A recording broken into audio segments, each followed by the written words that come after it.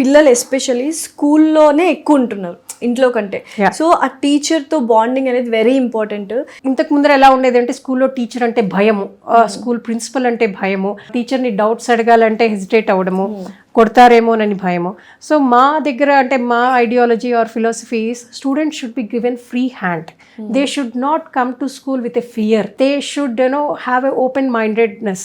In the same way మేము కూడా teachers ట్రైనింగ్స్లో are work షాప్స్లో వాళ్ళకి చెప్పేది ఏంటంటే if you have patience, like basically టీచింగ్లో when you have chosen teaching you should have lot of patience, a caring, bonding. So ఇంట్లో మీరు ఎలా మీ పిల్లలకి పేరెంట్స్ స్కూల్కి రాగానే స్కూల్లో కూడా మీరు అదే రోల్ తీసుకోవాలి. Every student is equal. అలాగే క్లాస్ రూమ్లో వాళ్ళతో ఇంటరాక్టివ్గా ఉండండి.